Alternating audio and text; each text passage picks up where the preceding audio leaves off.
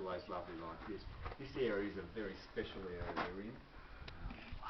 There's actually no real story to it that we can find out, except that it must have been a major important ceremonial site maybe, because there's very few other drawings around it. It's just the rainbow serpent and nothing else. It hasn't been used as a habitation site. There's no grind holes anywhere. There's no ash on the ground from where they had their fires.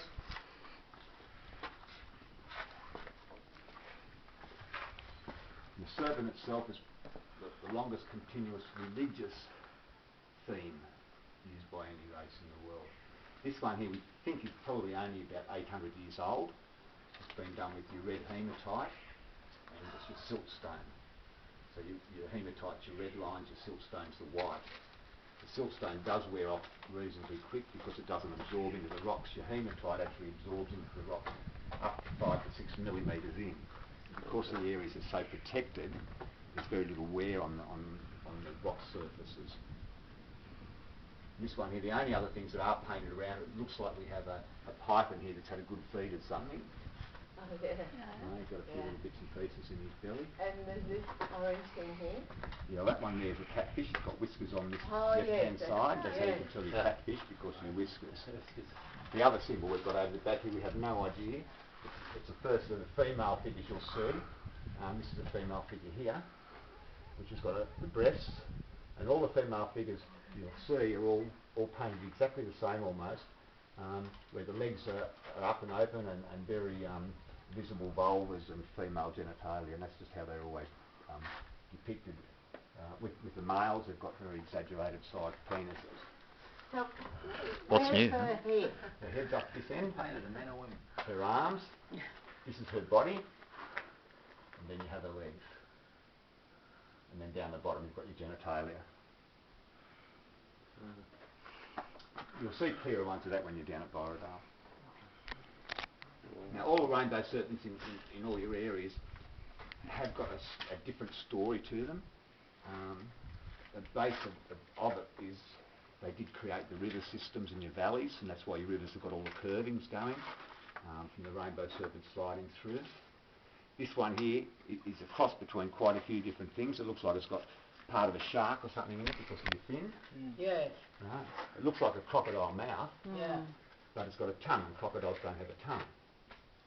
They've got no tongue? No, crocodiles don't. So it's whether it's a combination of crocodile and something else, we don't know.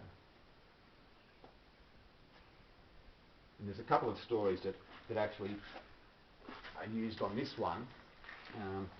And one of them is the crying child, which is mainly used over in Kakadu, where a child was crying all night and it disturbed the rainbow serpent. So he came over and he gobbled up the child, and he also gobbled up the family. And he took them away from the area and just spewed them out again. Another story for our area here, there was a young Aboriginal kid down at our main billabong collecting lily stems, which are very sweet to eat, and the rainbow serpent came along. It was in the evening, he shouldn't have even been there. The rainbow serpent came along, so he hopped on the rainbow serpent's back, and he went for a ride right up our Cooper Creek system, which goes for about 6 kilometres. And then all the way up there, then all the way back during the night, he was up and down the creek. And in the morning, the rainbow serpent let him off, but he had all gunk all over him from holding on, and he washed it off. And the moment he washed it off, he died. So the Aboriginals in this area are a little bit cautious of our main billabong because of what happened to this young kid on the rainbow serpent. So like I said, in other areas, virtually right throughout Australia there are rainbow serpents, and they all have a different story. What other areas, Ray? Would you see those? Oh, right down into South Australia. But this is the most... This is your largest. Right. Yeah. It's 6.1 metres. But they're not on the east coast at all? No, I haven't seen any over there at all. I've done a bit of art on that Putty Road and didn't see anything there. A lot of their stuff over there is petroglyphic as well, which is just carving into the rocks. Yes. Oh, whereabouts on the Putty Road is it? Just not that, probably about 20 k's in from, I'm just trying to get a town, Windsor. Oh, right. As soon as you get out of there. It's where they put the old rock road through. Right. Oh, yeah. Out of... yeah, they found it when they were doing that. Yeah, right. St Albans, up through there. So when we asked Charlie on our one here, he really has no, except for that base story, he has no idea why it was such an important site. But the fact that no one's ever lived here, which is a perfect spot to live, it obviously had huge significance to them because it was an ideal living area. The water does come through here in the wet season, but this area here stays dry. So what we'll do on the way back again, we'll go into what was the last known living area here. It's only a 20-metre walk from the road, and we'll give you some idea of what a natural living area is like. So it's quite interesting.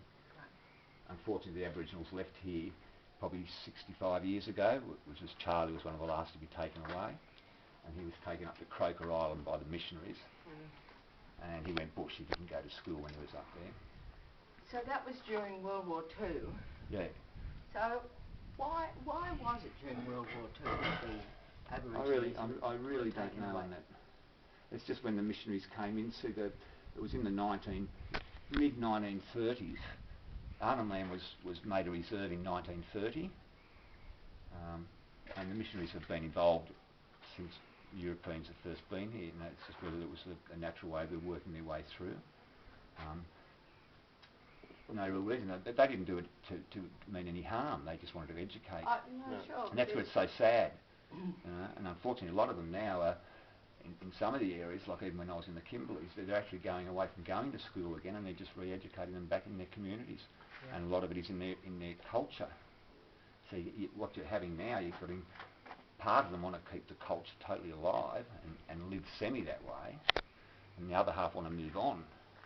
And we're all caught. Everyone's caught. Yeah. And it wouldn't matter who's in government. They've all tried so many different ways, and it's just nothing has really been successful. We've got that government intervention now, which is, controlling the alcohol and managing their income money, where they're only getting half their government money paid into their bank accounts, and the other half goes to a management account. And that money can only be used at certain stores and can only be used for necessities, your food, nappies, baby food, things like that. And that's trying to give them increased nutrition. And hopefully the kids will be able to sit through a day at school, things like that. There's a lot of reasons why they're doing it, to try to get them into that. Promising them a swim in the swimming pools, been one of the most that worked in Central Australia. Yeah, I think that was getting them to go to school. That's right. Yeah. You go to school and you get a swim. Yeah. So I can remember when I was at high school down in Nowra, and they were given, I think back in those days, it was 2 shillings a day to go to school. And we were dairy farmers and we were battlers. We used to get 2 shillings a fortnight. But the Aboriginals back those days got 2 shillings a day. So your tuck shop line was always full of Aboriginals, and all us white fellas were standing back waiting for another 13 days to go to get a pie. Did you become friends with the Aboriginals? Yes. Yeah, good. You were an Aboriginal for a little while there. But it's just been hard for them. And you just got to keep in your head, you've got to go this 50,000 years. People think it's such a huge time that it couldn't be possible, but it is possible. There's art here that they have dated art in the area down at Lake Mungo that has been actually dated. Yeah. Unfortunately, with most of the art, you can't date it unless they've used the beeswax, which wasn't used only for the last 1,000 years. They've used beeswax, but they can carbon date that. But the actual paintings like this, we can only go on what the painting is of, to give us some idea of maybe the time frame.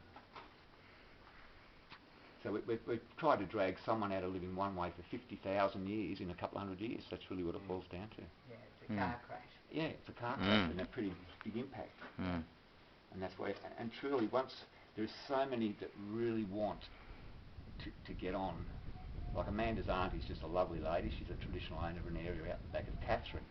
And all her girls have gone right through high school. They've all got good government jobs in normal mainstream areas. Amanda's 28 and she really had not hardly worked until she came here. And we put her through what we call level 1 in tourism, which is really only making beds, basic cleanliness, cleaning, making sandwiches, 5-week full-on course out here. They're not allowed to go back to their communities. It's trying to get them into a way where they can stay away, because they're very community-minded, very family-minded. And she was just so great that we offered to put her through to level 3 in tourism guiding now, which is what she's doing. She's just going brilliant. She's just a lovely girl. But her auntie is a pusher of that one. And she's a full Indigenous, and she just believes the only answer is full education. Yeah. So So Over it's and like out, saying Mr. to Studley. kids to get to school.